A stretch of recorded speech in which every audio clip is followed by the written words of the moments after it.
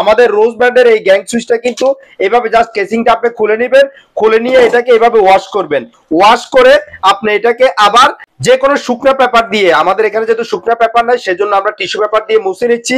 এই যে এভাবে শুধু মুছে নেবেন, মুছে এরপর আবার এই গ্যাং সুইচটাকে এভাবে লাগিয়ে আপনি ব্যবহার করতে পারবেন।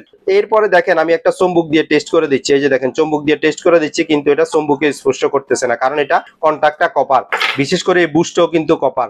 Gang switch elite series, elite মানে অভিজাতর একটা ছোঁয়া। হ্যাঁ, সুইচটা এমন একটা সুইচ যেটা হচ্ছে যে কালার যাওয়ার কোনো সম্ভাবনা নেই, যেটা পুরনো হবে না। হ্যাঁ, কারণ আমরা গ্যাং সুইচ ব্যবহার করি 1-2 বছর পর পর আমরা চেঞ্জ করি, কেন না, কারণ ময়লা হয়ে যায়। তবে এই সুইচটা এমন একটা সুইচ বাংলাদেশের বাজারে আসছে যেটা হচ্ছে যে ওয়াশেবল। আপনি ময়লা হয়ে গেছে 2 মাস 4 মাস পরে এটাকে হুইল পাউডার, ডিটারজেন্ট পাউডার দিয়ে সরাসরি ওয়াশ করবেন, ওয়াশ করে আবার আপনি ব্যবহার করতে পারবেন। তবে সেই জন্য আমি মনে করি ওয়াশেবল এলিট সিরিজের এই গ্যাং সুইচটা আপনার বাসাবার জন্য অবশ্যই প্রযোজ্য হতে পারে। আরেকটা কথা বলি, গ্যাং সুইচ শুধু কালার এবং আউটলুকিং দেখে ক্রয় করবেন না। গ্যাং সুইচ কেনার আগে কিছু জিনিস মাথায় রাখতে হবে।